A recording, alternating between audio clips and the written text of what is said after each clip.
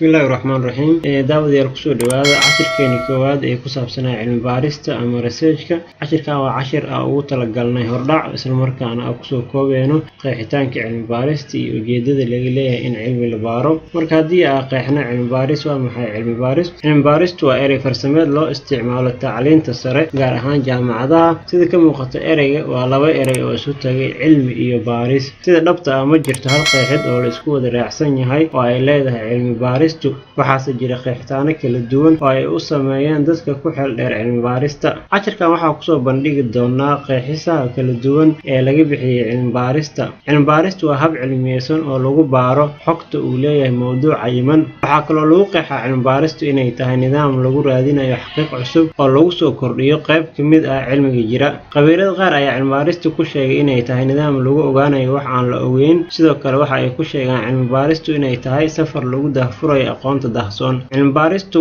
waxaa lagu sheegaa inay tahay tilaabo kasta oo lagu doonayo in lagu ogaado waxa aan la ogeyn natiijadooda. Marka loo eego qeexitaanka, Clifford Woody oo ah saynisyahan u dhashay dalka Mareykanka, waxa uu ku sheegay in ay tahay dhib jiro oo la ogaado, in la saadaaliyo xalka, in la sameeyo xog ururin ku saabsan dhibaatada, kadibna xogtaas la falanqeeyo, ugu dambeyntiina la isbarbar dhigo wixii la saadaaliyay iyo natiijada dhabta ah ee ka soo baxday xog ururinta. Dhinaca kale, saynisyahanada Slanger iyo Stephenson waxay cilmi baarista ku sheegeen in ay tahay nidaam lagu ballaarinayo, lagu saxayo ama lagu xaqiijinayo cilmi jira. Ugu dambeyntii, cilmi baaristu waa tabaruca asalka ah ee aqoonta jirta iyo in la horumariyo cilmiga. Cilmi baaristu waa in la raadiyo runta iyada oo loo baarayo hab nidaam cilmiyeed ah sida tijaabooyin, wareysiyo, isbarbardhig iyo wixii la mid ah. Cilmi baaristu waa hab xal loogu helayo dhib jira oo taagan. Haddaba waa maxay ujeedooyinka laga leeyahay cilmi baarista? What are the objectives of the research? Hadafka laga leeyahay cilmi baaristu ay kala duwanaan kartaa. Waxaase ugu muhiimsan in jawaab looga helo su'aalihii aan la aqoonin jawaabtooda iyo in la soo helo runta aan weli la ogaan iyadoo lagu raadinayo hab cilmiyeysan. Sida aan horey u sheegnay, hadafka cilmi baaristu waa uu kala duwanaan karaa. Waxaase ugu waaweyn qodobadan soo socda. Number 1, in arrin cusub loo baaro si qoto dheer ah, wax badanna laga ogaado. Number 2, in cilmi baaris lagu sameeyo dabeecadaha iyo xaaladaha qof, koox ama arrin. Number 3, in la daraaseeyo inta jeer ee wax soo noqnoqda ayagoo lala xiriirinayo arrin kale. Number 4,